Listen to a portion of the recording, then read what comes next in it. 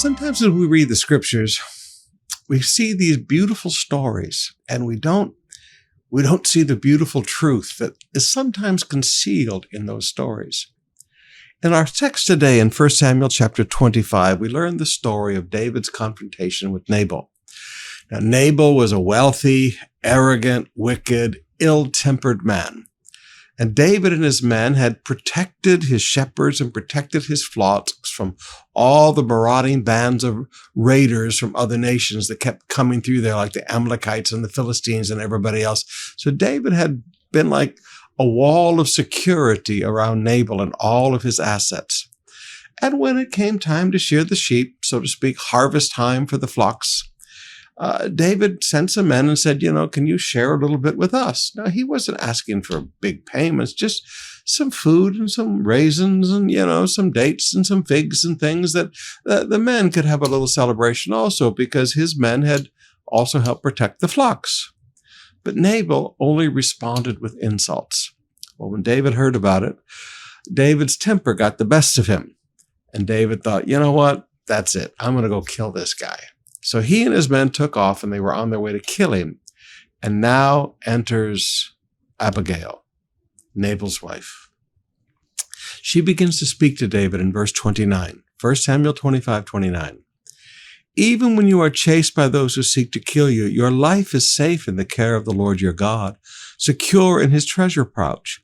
But the lives of your enemies will disappear like stones shot from a sling.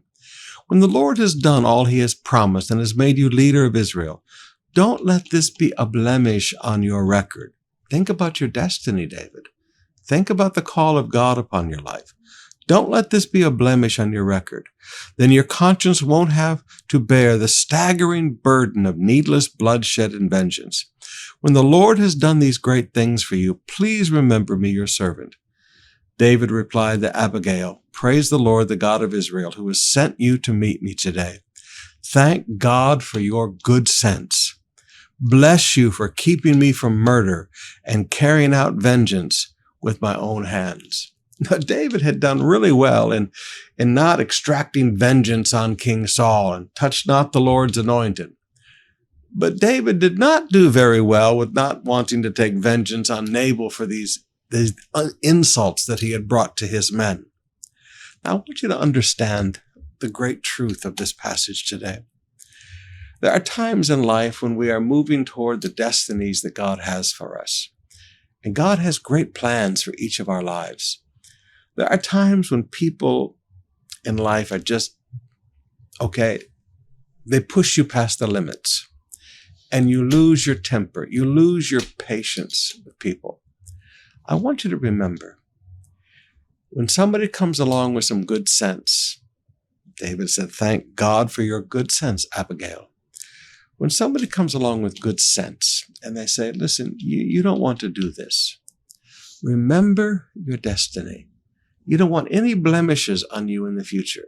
You don't want any problems with your conscience in the future. You don't want things to discredit your leadership in the future because you couldn't keep your temper today. Always prioritize your destiny and your calling ahead of getting evil with nasty people.